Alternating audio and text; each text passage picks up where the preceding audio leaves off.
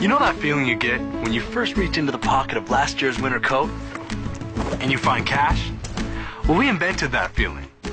At Primary Residential Mortgage, you can purchase a new home with a low interest rate and a small down payment for less than you're paying in rent. Finally, a company who cares about putting money back into your pocket. Live the dream and keep the change. Primary Residential Mortgage, the home of the American dream. Scott Thompson. Yeah, that's a good point. Thank you. I am a volunteer here with the town of Fairfield, and I'm the chairman of the Clean Energy Task Force. And so here's your moderator. So with that, we have our first question here from the audience. I'm not sure if you want to raise your hand if you ask this, but what is your opinion of nuclear power? And since that is a very difficult question, and kind of more of a federal one than a state one, but it is also a state, I'm going to just let Jim kind of warm everybody up here. Go Jim! Go Jim! So, opinion of nuclear power.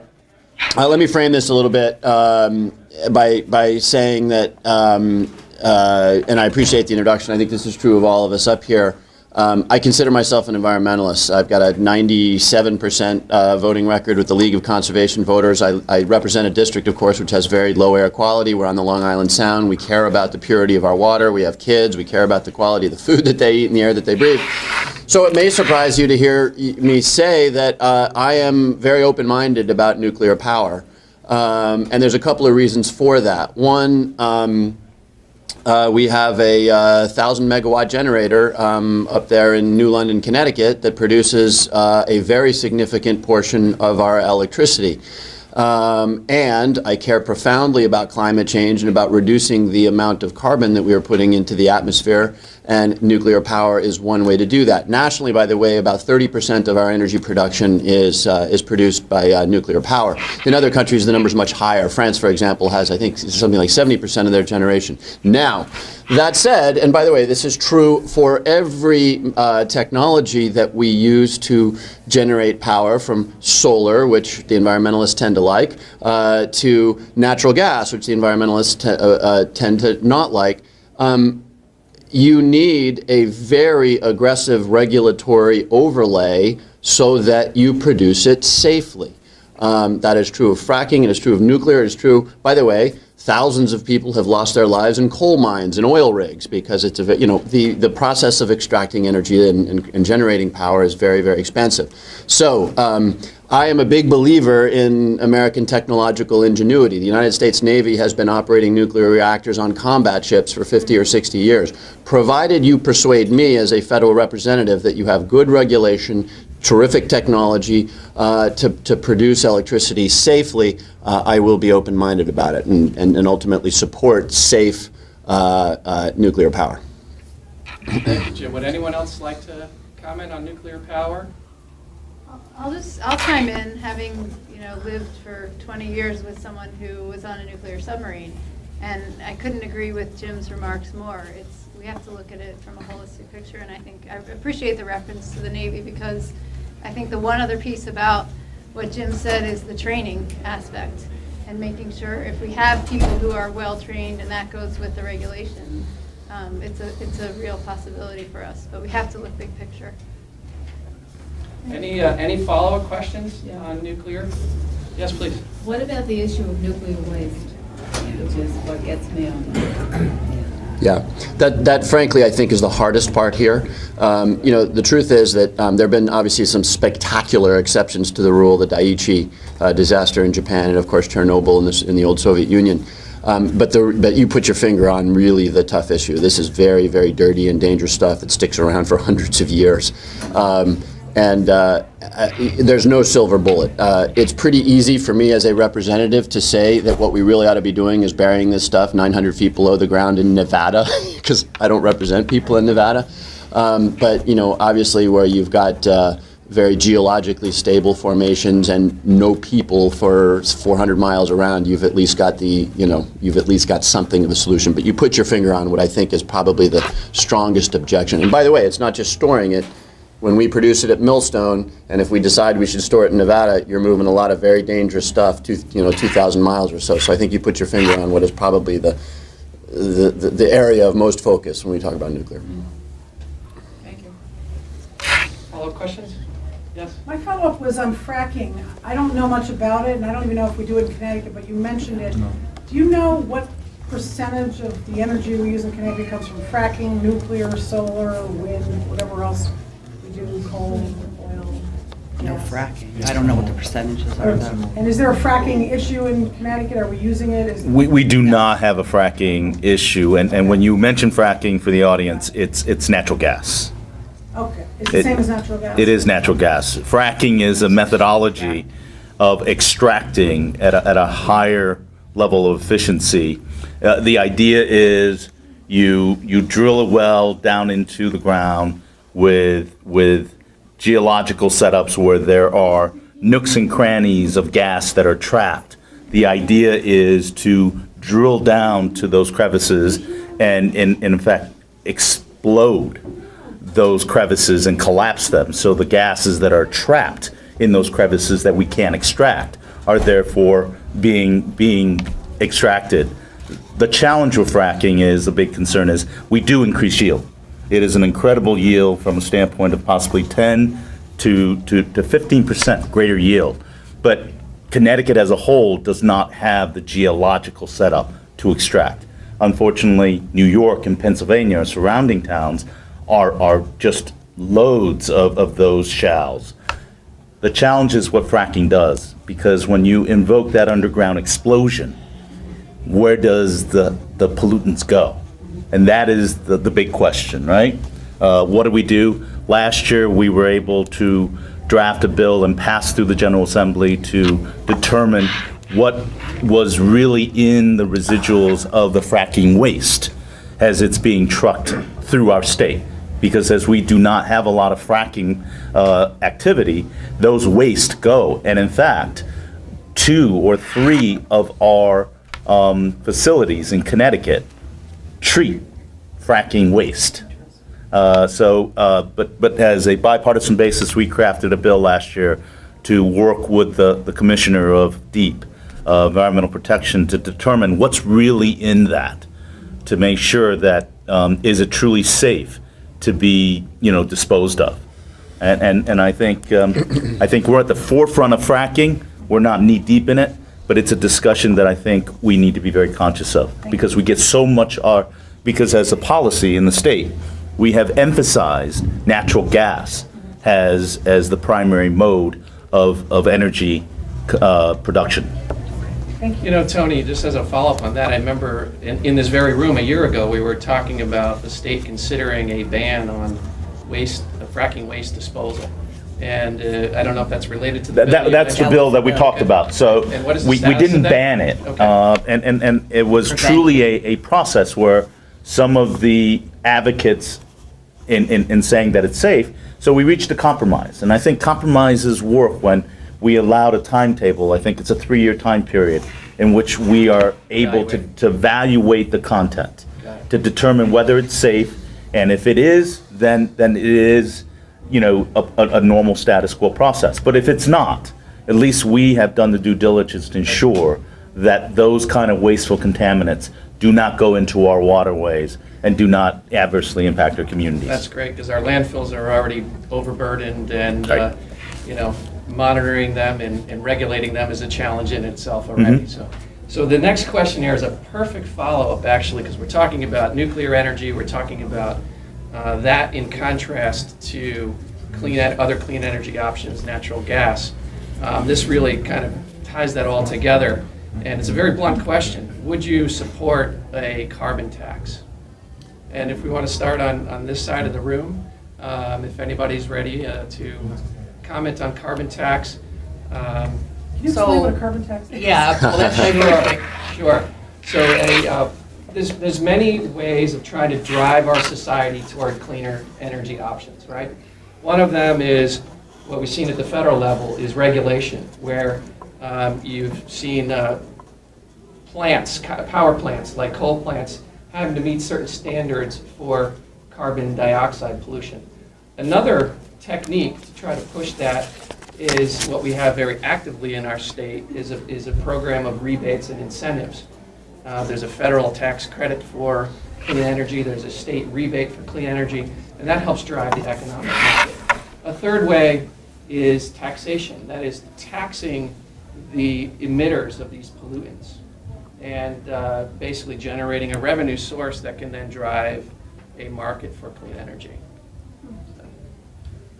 Well, I'll just say that I think that the rebate program and the incentives that Connecticut has put in place through Energize Connecticut and those types of things. My husband and I are in the heating and air conditioning business, and we have seen a huge uptick in people modernizing their equipment because of those programs. So I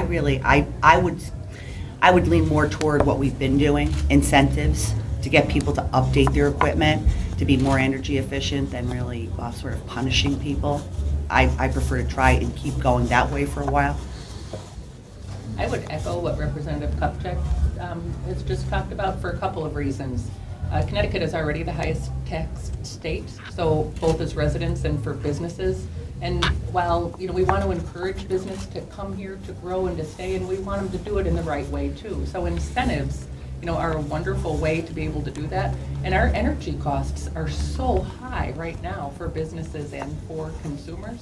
So I think incentives is really a positive way to try to drive change as opposed to adding additional taxes. I mean, just to give you an example, Energize Connecticut has a program now, whereas you can go on and it doesn't matter what your credit history is or anything, and you can apply to put a new system in your house, an energy efficient system, and all you have to have is 12 months of a UI bill paid on time. And what they do is incorporate that payment for that new unit, that new system, into your bill over a long period of time at 0% interest. We got to talk more. I mean, that, I have to tell you, we're a listed contractor on that, but that is driving people because they say, wow, I add a few more bucks to my bill every month, I'm getting a new system at 0%. So it's really, I think it's been really successful, and I think it's going to continue to be that way. Follow-up questions? Thank you. Well, Brenda. as the person who asked the question, No. it's quite likely that a carbon tax would have to be a federal Yes. bill. I think it would work more effectively. So I'd ask Congressman Himes about that. I think its chances of passage in the current Congress are almost zero. Anything that has the word tax on it is not going to get approved, and yet every economist says this is the most effective way of reducing greenhouse gas emissions. It is simple, it is direct, and I'm sure most of you are going to evade this question. Unless you're going to say directly you would not support a carbon tax, which neither of you did. So you would not support a carbon tax. Well, I'm not sure exactly. I would like to hear what the congressman says, because if Well, it is I based on think you big brought up a companies very or- good point Yeah. to share, and I thought that was a little unfair. It is a federal issue, but I will tell you, and I know it's a federal issue because I got to be honest with you, it is that one tax we haven't addressed in the General Assembly this year. Because we looked at every form of revenue source, but I'm familiar with that, and it is a federal from a standpoint. So from my colleague's standpoint, it's not a yes or no, it's not something we're familiar with. Well, would you support it if you were in Congress? Well, since I am in Congress. He let is me in answer the Congress. question. I'll let my colleagues here off the hook. You are right, there's not a roughly zero chance of it passing in this Congress, there's a zero chance of it passing in this Congress. But let me not bury the lead here. Under certain conditions, I would be supportive of it, and let me get to those conditions. But I also want to say I completely support the incentives that we're talking about. There's two problems with the incentives. One is that if we're really going to look to address, in economic terms, the externalities associated with producing carbon, which is destruction of the environment, from a free market standpoint, you would either impose a carbon tax or impose a cap-and-trade regime. Either one of those are, and by the way, they are free market solutions. We got rid of nitrogen oxide and sulfur dioxide in our air because a Republican administration put in place a cap and trade regime for those two pollutants. And though I support incentives, that's a little bit of a shell game, right? Because any form of government incentive is a subsidy. And the subsidy can be, I'm going to write you a check to put solar panels on your roof, that's right. Or there's the exact same thing economically, which is I'm going to give you a tax break to put solar panels on your roof or do whatever, buy a Prius. That's handing out money. And so the question is, where does that money come from? And of course, when you're talking about government, that money comes from some form of tax or some form of tax revenue foregone. So yes, I support incentives, but it's not really kind of getting at the question of a carbon tax, which under a couple of conditions I could be supportive of. Number one, I'm not going to support a carbon tax which puts our exporters at a disadvantage to other companies around the world. In other words, if we're going to raise the cost of energy-intensive manufacturing in such a way that the Germans now have a natural advantage or the Chinese have a natural advantage, I'm not going to be comfortable with that. Now, by the way, of course, the way you deal with that is by trying to act globally. Secondly, carbon taxes are regressive, meaning that if you're a lower income family, you are paying a much higher percentage of your budget towards fuel, towards heating, towards electricity than the affluent. And so again, for me to get to yes on a carbon tax, you would have to have, there's ideas out there, you'd have to have ways of addressing that regressive quality of a carbon tax. That said, and I think here's where you could get Democrats and Republicans together, the state of the art in thinking about a carbon tax is a fully refundable carbon tax. So in other words, you put whatever, pick a number. You put a 2 cent, gas per 2 cent tax per BTU on carbon, but then you give that money back to the American public in the form perhaps of a payroll tax reduction. When you do that, you haven't shifted money from the public to the government. You've simply made it economically less attractive to burn carbon, and interestingly enough, if you rebate it through the payroll tax, economically more attractive to work. So if you can deal with regressiveness, with competitiveness challenges, and make it fair in that way, I think I could imagine getting to yes on it. Jim, that's the first time I've heard that concept, and I may be naive, but what's the term for that when you trade one tax for the other? Because I love the idea. It's a brilliant idea. It's kind of state of the art on carbon tax, which is it's called a fully refundable carbon tax. And if you think it through, Everyone write that down. Yeah. I mean, if you think it through, if you just put, again, imagine a penny on a gallon of gas, just for an example that people can relate to. And by the way, we should talk about this. Gas has gone from $4 to $2.50, and what if you could have just captured one of those cents as a? But anyway, let's just say you put a penny on a gallon of gas, and that brings in, I'm making up numbers here, but it brings in $20 billion. Let's just pick numbers here. But then you give that $20 billion back to the American public. You haven't shifted any more funds to the government, which is something my Republican friends like about it. What you've done is you've just sort of changed the incentives a little bit away from. You've made it a little less comfortable to burn gasoline and a little more comfortable if you do it through the payroll tax to work. It's just kind of a cool concept. Yeah, very cool. I love it. I love it. I just add, since I was quiet, Mr. Motivali, I appreciate the question and the conversation, and I think actually one of the things it illustrates for me that is we certainly deal with different issues in different ways at each level of government. And as someone who came in from local government, where we're looking at issues here in this way, and then in state government here, it's awesome to be able to be at a forum like this and listening to your answer, Congressman Himes, to talk about these issues, to share ideas and learn from each other. And I think even Representative Devlin's comment to Representative Kupchick, it's why we're here having this conversation with you, because we learn also. So for me, I really appreciated what Congressman Himes had to say, and very much in support of those ideas, though they're new concepts to me. So I'm going to add on to that and say this discussion so far has been so good. I think that Mary and Larry, who are in charge of it, you should charge admission to this. Because this is like too good to be free. you can tell what he loves to do. Well, you know what? We'll do it as a carbon tax. Should I point out that there's a very big missing incentive in the state level, which is any incentive to buy a clean car. Many other states, Massachusetts just passed a very good incentive. Connecticut seems to be lagging in this area. Do you know what Even Massachusetts, incentives, you might what like did to- Massachusetts do? What? Do you know what Massachusetts did? $2,500. Rebate from the Yeah. state? Right. Okay. So Jim, on the history of this, right, Connecticut used to have no sales tax on cars that got more than 40 miles per gallon, I think. That expired. And that expired when? Maybe 10 years ago, 7 or 8 years ago? I was looking for one of those cars. Geez, what are they? Right. 40 miles? To a gallon? Diesel. Oh, diesel. Any support for clean car incentives from our state legislators? I'm writing that down, actually.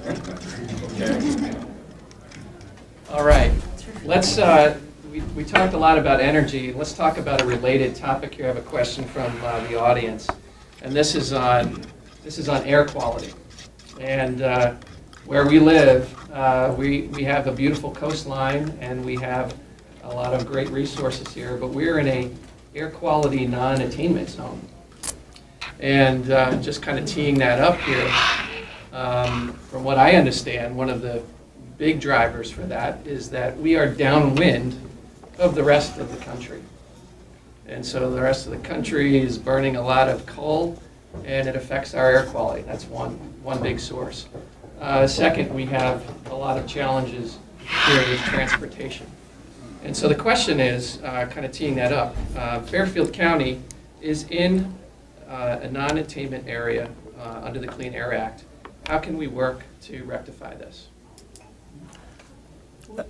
I think two parts. One is the fact that the elements that you mentioned, but also the fact that our state is relatively dense, and the deterrents to pollution, such as more open space, being able to take cars off the roads, developing a much better transit system in regards to fuel emissions.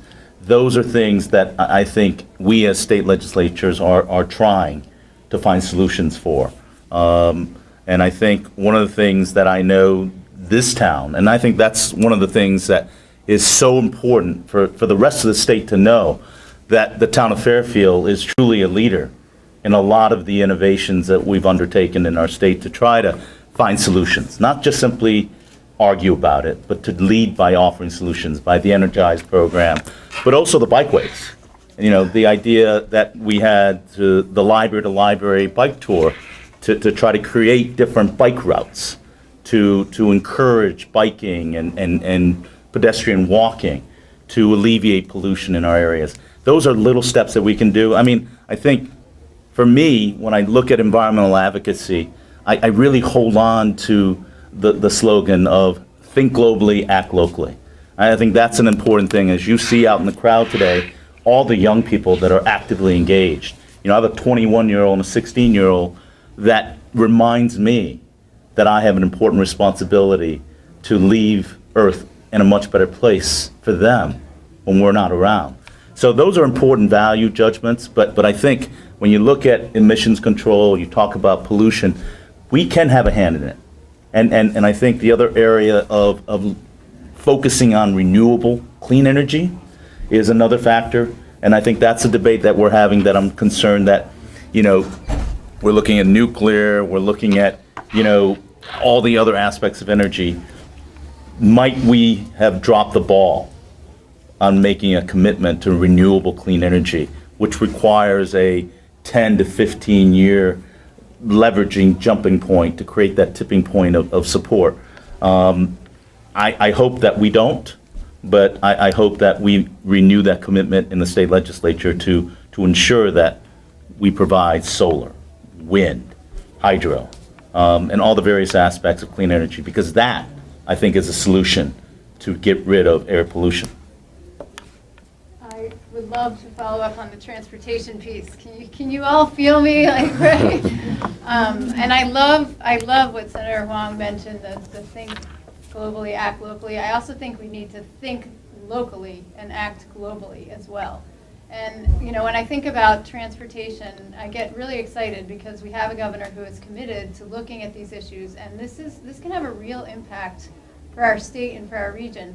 And I also appreciate the reference to the bike pedestrian, which may seem like a small piece of much bigger problems when we talk about things like carbon taxes, but for pennies on the dollar, we can do things like creating walkable communities. And I'm sure all of us during our campaign met seniors and young people alike who want to live in walkable communities.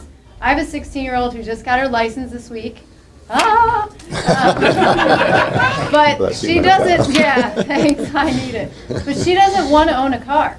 She wants to live in a community where she can walk to where she needs to go. So this is an important piece, but beyond that is looking at a transportation system, not just that we're going to maintain and fix, but that's going to be thinking long-term, thinking about the future, thinking about the fact that we're going to have self-driving cars. And I actually had a conversation with one of the OPM, the governor's folks about transportation and a transportation bill the other day. And he pointed out to me, when you have a self-driving car and you can drive to work on the highway and have your coffee and read the paper while the car drives you, who's going to want to take the train? Boy, I hadn't thought about that before. Wow. We have got to be thinking about how we invest in our mass transit and create a rail system that is modern enough, that is structured price-wise in a way that incentivizes people. We have got to, or else we're never going to address the issues of air quality.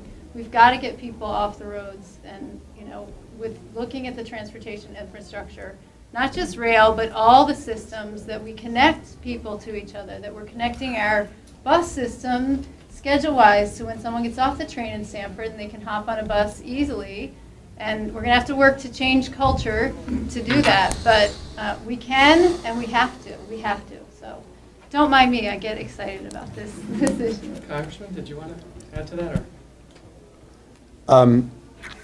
Three very specific things. Number one, globally and nationally, my own opinion is we should be moving towards less carbon intensive, less dirty forms of energy.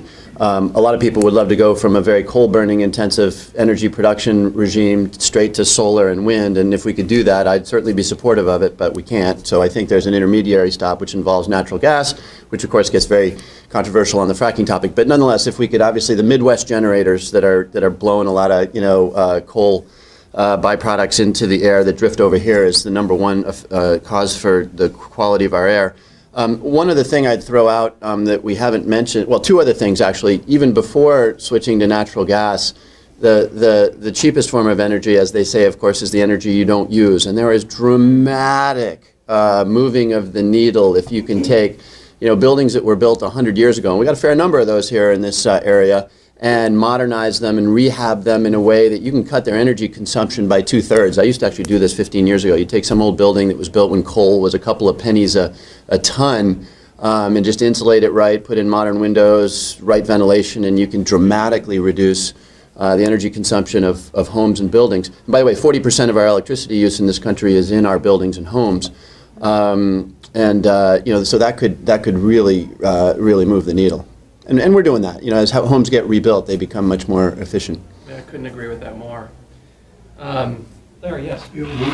What is interesting is we are having some renovations done, and I was speaking to the contractor about salvaging or reuse, basically, of certain parts of the building, and he pointed out codes have changed, materials have changed, and often it does not pay when you add all the required changes and the increased labor to do what you said. Although I definitely like the concept, but there is a situation that needs to be looked at.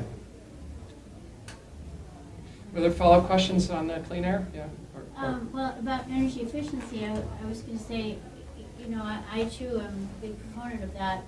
And a lot of the state programs, Energize CT, and hopefully a new bill coming through Congress, would really make it more expensive to not do the work because of the energy costs than it would to insulate or get new windows. And I think that's how a lot of the programs in Connecticut are designed. I mean, I did that. I got insulation. I paid $90 a month on my installment plan, but I was not paying the oil man $120 a month. So I got free installation plus $30, and I think those programs that you mentioned, are designed to really make it more expensive to do nothing. Right. I'm going to piggyback a little bit on the idea of I don't want to own a car, and walking and biking. In fact, I have 2 cars and 3 or 4 bikes. My favorite one is my folding bike. I can fold it up, take it on the train. I can go anywhere in the world. It fits in my suitcase, fits in my trunk, and you can literally get anywhere in the world with that. When we talk about bikes, I like to to give people some ideas of, your regular car gets what, about 25, 30 miles to the gallon. If you get the hybrid, maybe you're up 40, 45 miles to the gallon. You get the nice turbo diesel Volkswagen, maybe you get even more than that. You get in the electric car range, now you're in the 100 to 120 mile a gallon equivalent. The bike gets about 900 miles to the gallon, if you do the math. So there's no doubt that that is a great solution for carbon emissions, transportation, sustainability. But the middle topic is what I wanted to kind of He's get not a into. pay endorser. I am not a paid endorser, I'm just a volunteer. And good health. Yeah, that's Riding right. your bike, That's good health. right. That's right. Thank you, Tony. Right. One of the issues that's near and dear to our hearts here in Fairfield is transportation and transportation congestion. So this is kind of very directly related to clean air. What initiatives, what programs, what actions are going on at the state and federal level for addressing our traffic congestion issues here? Well, I'll kick that one off. I serve on the Transportation Committee along with Cristin, and while there is this big plan, it's been fascinating to me, so I have this little rant, I have to get it off my chest. Being from Fairfield County and being in Hartford. And we also are part of a legislative caucus that is Fairfield County, and it's not just legislators on the Transportation Committee from Fairfield County, but it's much broader than that, to really bring attention to the issues that we have.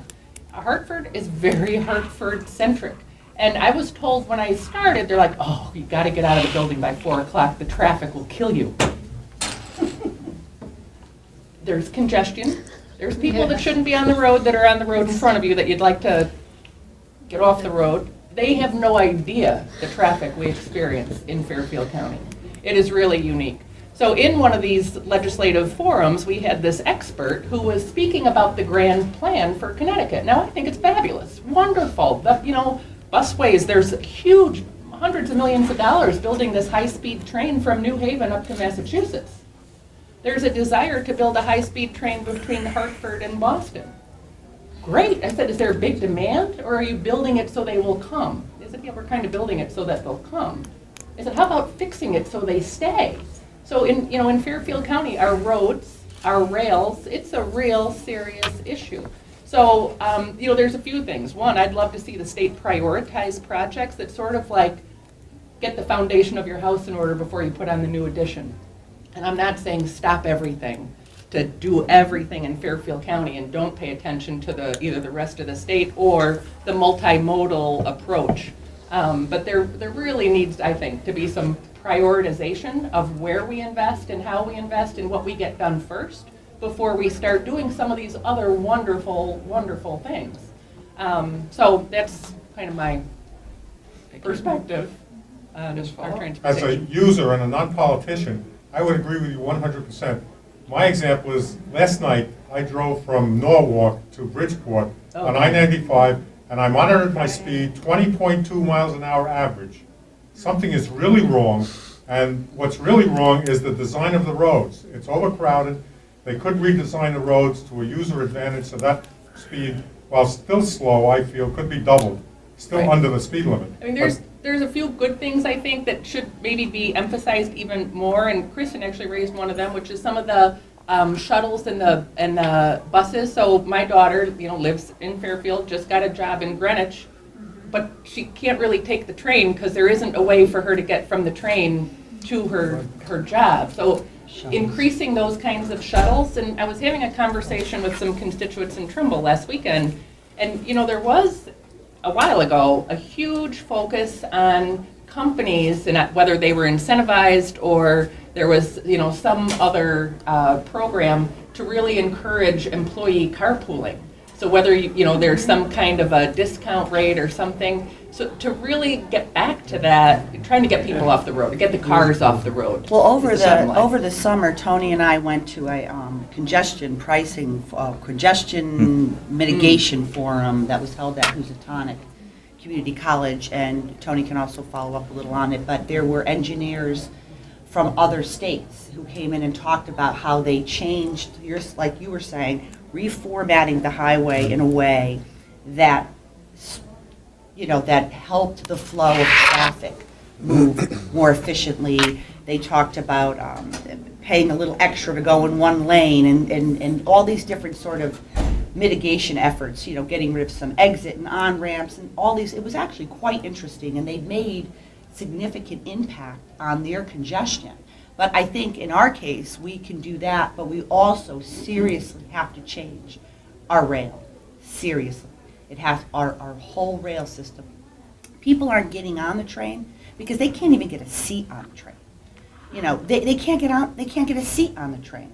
And the service is so bad and so unreliable the last couple of years, people are just like, the hell with it. So I would personally like to see huge investment in our rail and all of the infrastructure on the rail and have trains run every 10 minutes.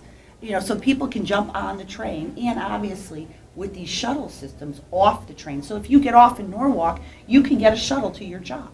Or if you get off in Stanford, you can get a shuttle to your job. Then you're like, fine, I don't need my car.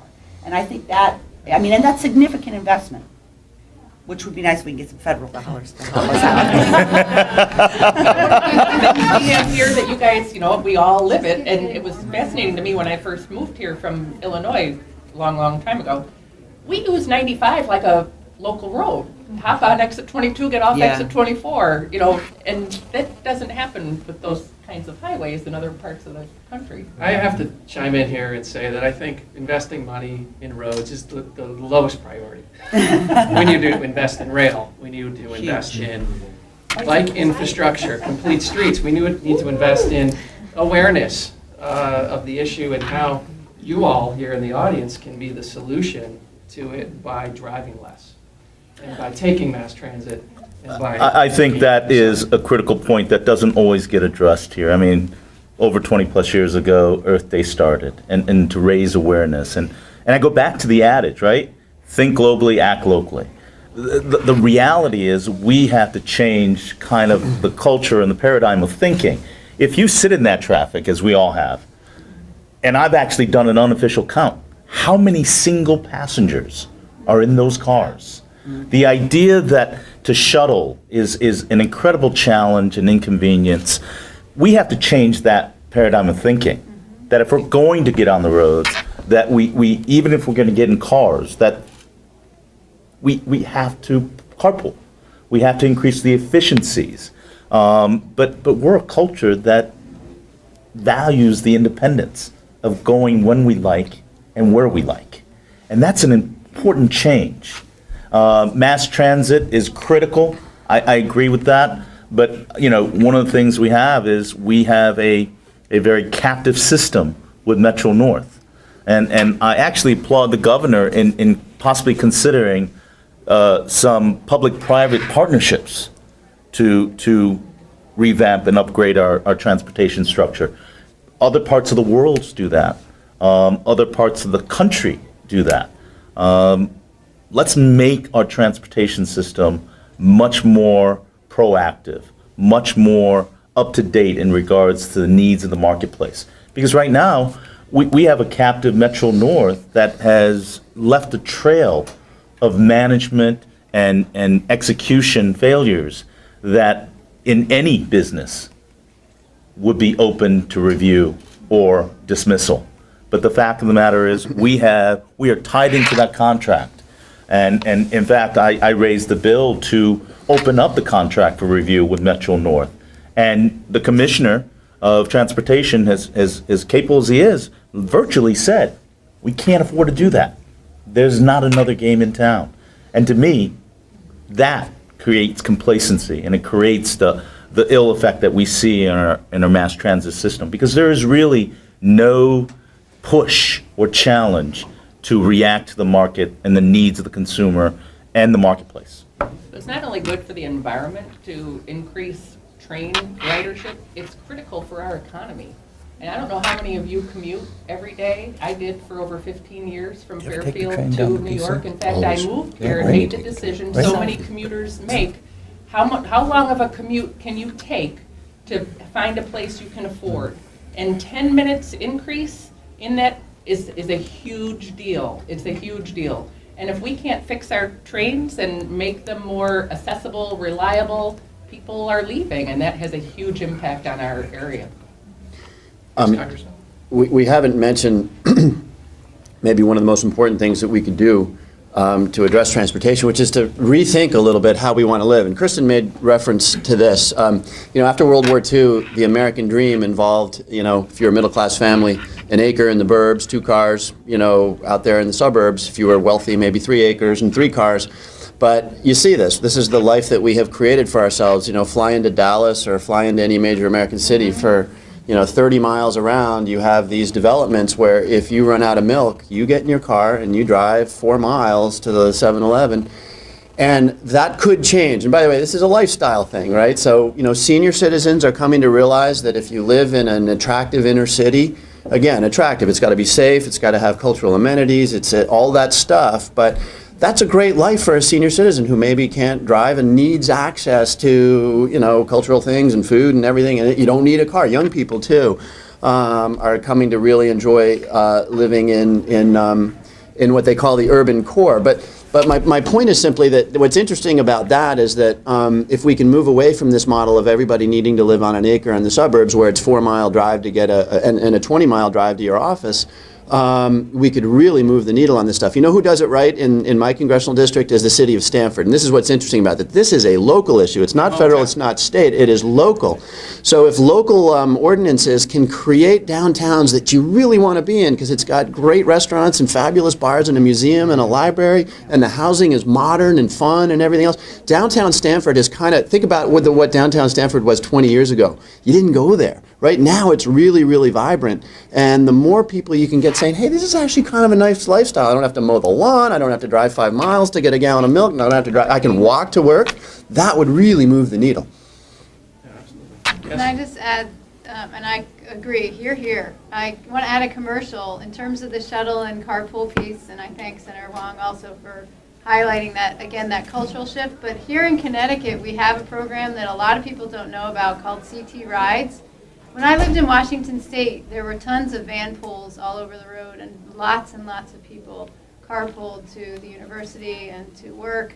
And we actually have a program in Connecticut that helps facilitate ride sharing. So in fact, for example, teachers who live, up 95 who want to, or up the train line, who want to take the train and get here to Fairfield can work together to get in a van pool and drive to work. So our state does offer that program, and a lot of people don't know about it. And even a lot of our municipalities aren't necessarily engaging.